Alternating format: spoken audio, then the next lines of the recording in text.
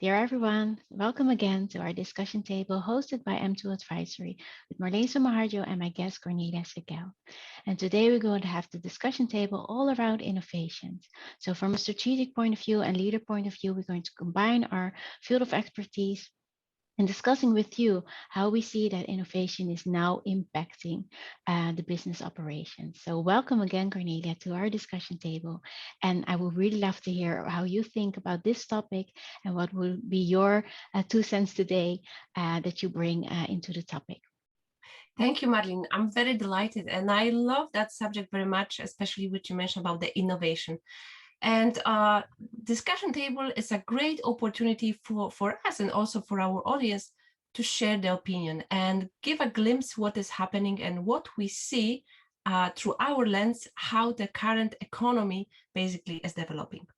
Well, innovation is a bright subject, as we already know, but let me tackle that subject from two aspects. If we want to see inside of the organization, corporate or the startup, and also in a bright scale, which is the environment overall, how the innovation are currently running and what we are observing and we could share with our audience. Yes, it's very important that you mentioned that you do have two elements that you need to divide into the topics. How do large corporates operate with innovation? Because from in the life cycle point of view, innovation is not something that is very much embedded within large organizations. But innovation as such, from a macroeconomic perspective, is something that is now really being demanded from every level in every organization, either it's a large corporation or it's a startup. So that's very good that you mentioned that. So we really need to be very mindful saying this is for the large organizations or the corporations and the developments that we see over there. And how do we see that startups are moving in this microeconomic space and the trends that we're seeing there and that we can use and help others with our knowledge in this. Absolutely. And before we start tackling in two different angles, maybe we can also start from the ground as a definition of innovation. What we can call innovation, actually. In my opinion, innovation, those are the things, products, services, which we can do way smarter and faster to serve to our clients, helping them to solve their needs, the issues or the problems. So basically, this is what we can call innovation. So if we move to the internal organization, first of all, it's very important, and that responsibility, I would say, is on a leadership, on each leader, to create a space and the mindset that each of us could be innovative. Because majority of people, they're thinking, I'm not the innovative, I'm not Steve Jobs, I'm not this big guru who are creating the innovation. But if you think about it, even on our daily basis, we can be innovative, thinking outside of the box. And what is very important, like I mentioned, leaders supposed to create that space to be innovative for the teams. And yeah, this is one element. And the second one, if we want to look on the microeconomy aspects, is big companies actually, they are looking more into the direction of startup. What does it mean? We see more and more investments for the startup C stage, basically, really at the beginning. And this is very fascinating because you can dedicate your resources inside the organization for R&D, which is taking normally to develop a product, it depends on the complexity, few years, or you can shift your mindset and the strategy. And this is what is currently happening right now. Big corporate, they are investing in the startups. And you might ask me, Cornelia, okay, give me some examples. Of course, we see that trend basically for each industry. We know it's not a secret. We see more and more the tendency toward sustainability, in a different type of industries, in terms of product which we are consuming, medicine as well, clothes. So what is all about what I'm trying to say, if you want to be agile, if you want to be quick, then you need to start looking on a different ways how you can incorporate that product into your core expertise. And we know it. You also know, Marlene, because you are supporting big companies as well. Changing that one, the big ship, it's quite difficult, That's why the leaders of the big companies, they realize it's a better way of investing in the startup, because we know it's not a secret startup. They are doing much faster. They are seeking for the opportunities, and they can quickly adapt. But what is missing in that element is the money, is the investment, which they can progress going forward with the project. So if we look on the market, let's say Airbus. It's Airbus, we know it's an airplane company. They are investing a lot in terms of robotic and the sustainability of the planet. If we take another example, Saint-Gobain, it's a French company. And even if you look on a global scale, we see that tendency everywhere in a globe scale. It's not US is driving that or Europe is driving that. It's everywhere. Like I said, Saint-Gobain, it's a company who is producing the materials and the building products as well. So they are investing in that area to complement their portfolio, also looking through the lens of the sustainability, how to stay longer and be sustainable. Danone, a food company, same thing, sustainability. Big farm, garden farms, product related to the healthy way of living, less sugar, all of this stuff. If we look on the medicine market, the whole pharma companies, Boehringer Ingelheim, a company in Germany, is investing also heavily in terms of oncology and digital healthcare. So Sanofi, there are plenty of examples, and which we could see, and you also notice that tendency is giving completely different perspective. And we know going forward, it's merger and acquisition, another element from the growth and the market share perspective. And that is all, when you take it from a strategic point of view, it all has to do with the strategy within this. So if your strategy obviously is the growth strategy that you need to grow within, and at a certain level, if you're a big, large corporate organization, it will be more the tendency to go more towards merger and acquisition, because you have the investments and then you have the capital to do so. And from a strategic point of view, mentioning this, you will already seeing the tendency also within financial sector, fintech, for example, all the technology around that is just something that is emerging and lifting the services up to the next level. So I really love how you powerfully mentioned in the beginning, saying, well, you have innovation. What is the definition of innovation? Well, sometimes it's something small within the process. If it just only benefits the efficiency of the process in this, we can call that an innovation. But we can also take it from a product point of view, saying it's something different that is being perceived by the customer as to their mindset, that is totally up to what have fulfilling their needs in this. So from strategic point of view, what elements are you going to cater within these developments that you see in the marketplace? And then the next element that you also mentioned is sustainability, obviously, because that is what it's all about. If you would like to take all the macroeconomic trends that we have and sustain for a longer period in time, we need to combine that. And that is what we're now seeing with happening, and the disruption that we had last year actually accelerated the whole processes. I think normally it will take us more than 20, 30 years, but you have seen that within 6 months, big innovations has been coming, and more collaboration. It also came from collaboration. So it starts, and we will dig into this part, merger and acquisition, later on. But it also starts with the strategic alliances in this. So you have innovation, you have sustainability, and you have strategic partners and partnership in this. So these are the three elements that are taking from a growth strategy and implementing innovation, sustainability, and also what you said, merger and acquisitions. So I really love that. And the examples that you mentioned are very vivid, and especially that you took it to different sectors. indicating that it's not something that we only see in a certain area where it's very common to have innovations like technology or telecom or but you can also, like I said, see it in financial sector, which is very highly regulated. So it's not very common to have an innovative power behind it, but working towards a strategic alliance and working with startups, that gives some more power. And that is something that I want to dive more into. Have we discussed large corporate? But if we see the trends and how the alliances are being created with new startups, what do you see over there?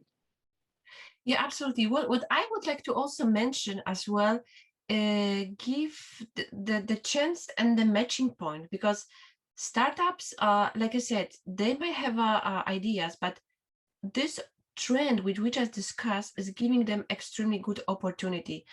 But what we also realize, the big corporate, they are also expanding same industry. So from that perspective, if you are a startup owner or part of the startup, think about it. What is the big corporate which you might serve, which you might see as a complementary for their product? And then, of course, knocking to their doors, because right now, CEOs, they are more open in this type of mindset. They are creating, especially the founders doing that, differentiating, of course, keep running the old way, like having R&D department in the company. But at the same time, they know if they want to be faster, quicker, more efficient, they need to look outside of the box. And this is the opportunity. So, like I said, this is great environment right now, because mindset of the big ones, it's there that they should be seeking for something new, and should be encouraging startup to start knocking to their doors, if, of course, if they want to get the funds, because some of them, they're having different way of collecting the money. But there is a great opportunity in that sense. And like you mentioned, Marlene, there are three pillars which actually defining the whole innovation. But what is also important is the market, is the new generation who is focusing more on the sustainability, protecting our planet, the way how the stuff are produced, how the supplying process look like, what is going to happen with all this waste which we have. And the thing is, that's why the big players, they are looking on that element. And if you see the advertising, for instance, let me take Adidas as an example. Everybody knows Adidas. So Adidas is also going in that direction of reusing their shoes, if you like it or not.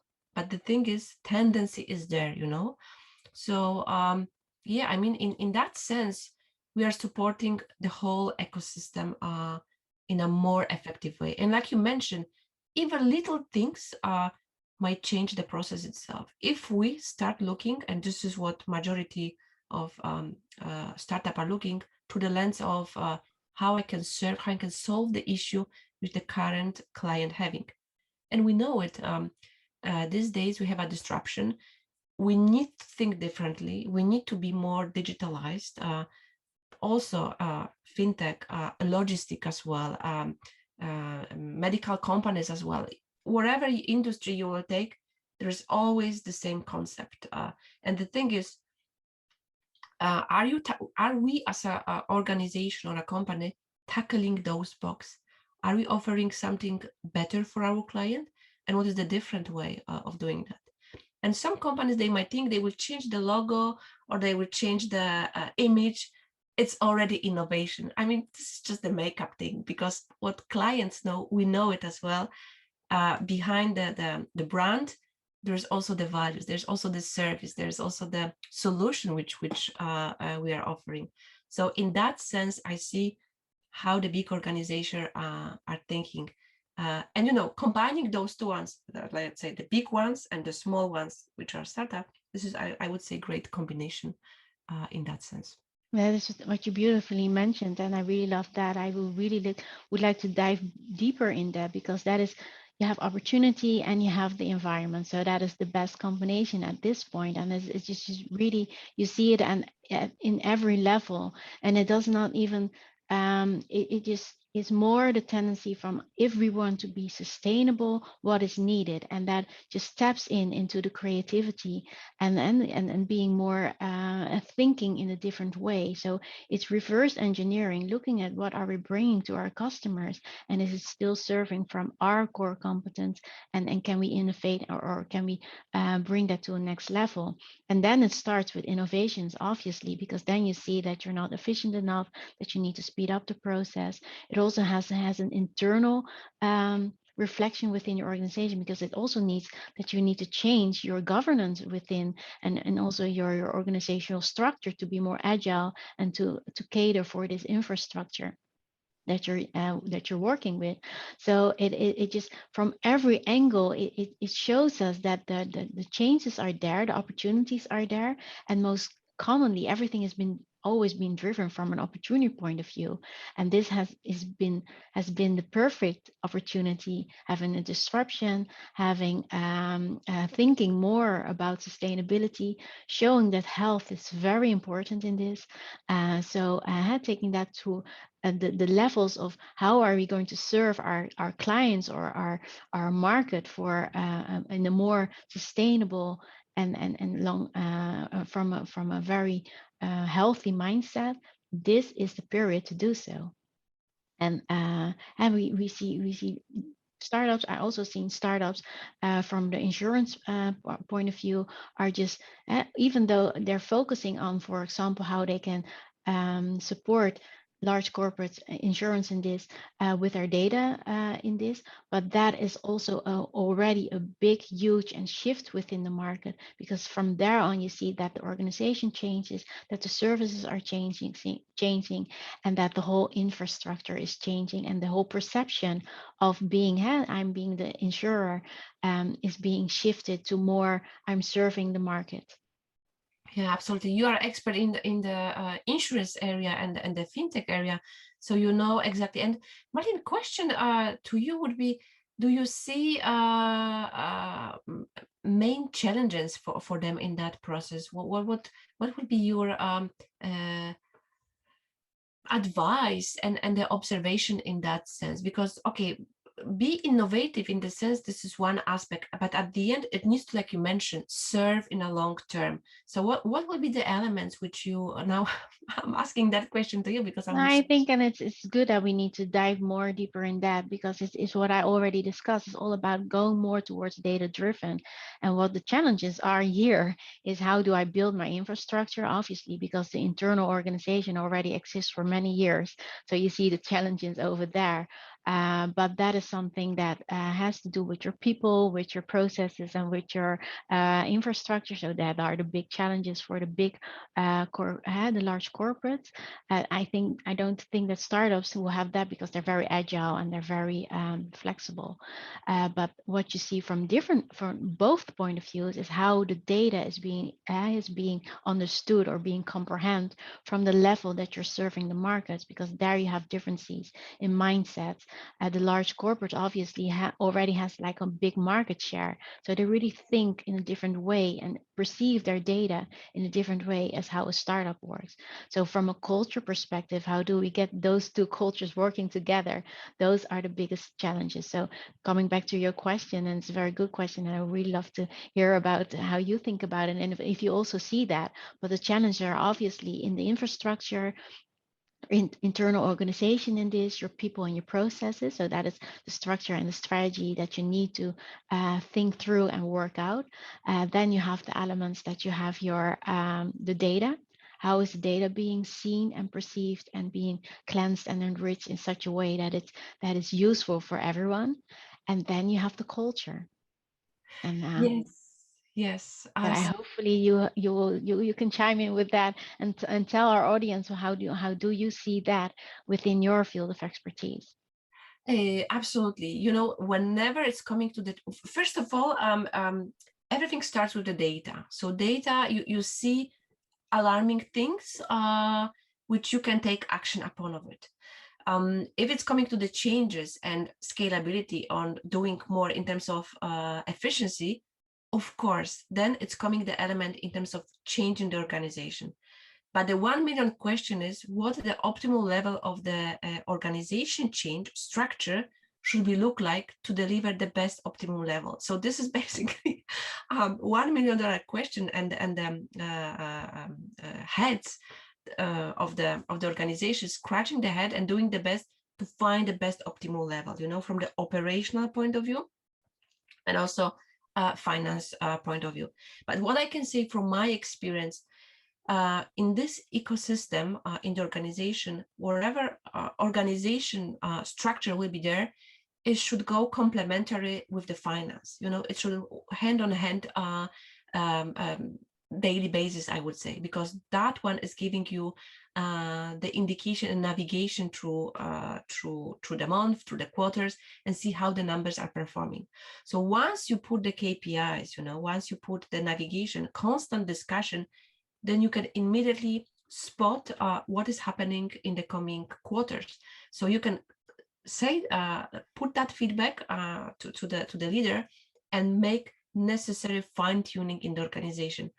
And the most difficult part, which I would say, whenever we have changes towards innovations, towards merger and acquisition, is always people, because people, it's not the machines. You cannot just program, okay, it's going to work like this, change the mindset. Definitely not. You cannot do that. So I would say it's easy to put on a piece of paper, on the spreadsheet, the org chart, KPIs, but then behind those facts, there are people who needs to deliver, the leadership who needs to convince those people for the new way of doing the things. And majority, this is our nature. People, they are resistant to the change. And you might have a best strategy from the org chart, from KPIs, but if you don't equip this strategy with the right people who you are inviting into your board, into your company, nothing is going to fly, because someone needs to deliver that, you know, from the high level perspective and the low level perspective from the operational. So those are basically these challenges which I see. And everything, Marlene, I think we discussed in our another table, mindset thing, which I mentioned at the beginning in terms of innovation, prepare the ground for this type of changes, that people, they are not scared. They understand, basically at the end, is a constant process, you know, keep improving and changing. Once we understand that, it's slightly different game during the way, you know, this sustainability process, because you are a big advocate. We know it. Company, they are not just for one season and they are disappearing. They want to stay for last. If they need to pivot, yes, but they need to do it with the team. So that would be my response, and this is what I'm observing as well.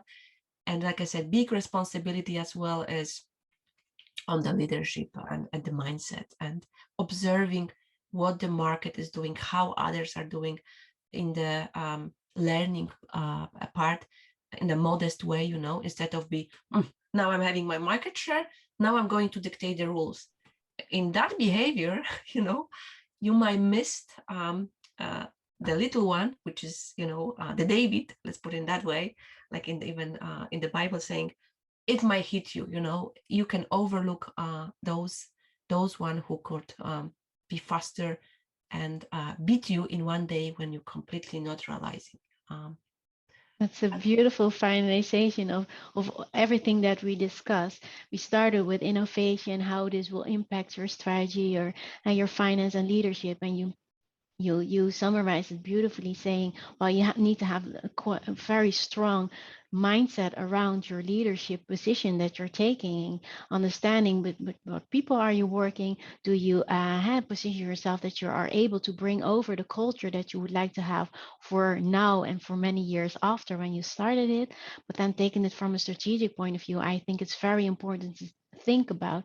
Strategy is all about, how do I create myself, or how do I sustain myself for a longer period, and innovation in this is a very key indicator to perform, and that performance should be reflected within your financial results. So if everything is in alignment, if we would like to speak and take companies through and navigate them through the macroeconomic trends that we're seeing, I think it's very important that we summarize this with saying, well, being a leader, saying that this is something that you would like to bring to the world with your people, because you're not doing it by yourself, you're doing it together, and understanding what's happening within the world, and taking that within your strategic roadmap. So also looking, can I collaborate with smaller parts, and not only taking the market share, but sharing this market share with the level that it will take you to a next level and elevate your processes, because you have this very keen collaboration, your innovation, taking that in your processes, so that is the most efficient process that you can work on, would also benefit your financial results to this. And then you have your total strategy, your growth strategy into place. So taking those from the pillars: leadership, finance, innovation, and sustainability. I think we covered quite a lot in our discussion table today. Is there something else that you would like to add to this? No, absolutely nothing. Everything you cover very nicely, and no, everything has been already spoken. Perfect. I really loved our discussion table. So I would love to invite you for more, and invite our audience to follow us on our YouTube channels. That is for Kornelia Zegiel. That's for me, it's M2 Advisory. Follow us, and we will be sharing lots of more contents with you. Thank you for now. Thank you.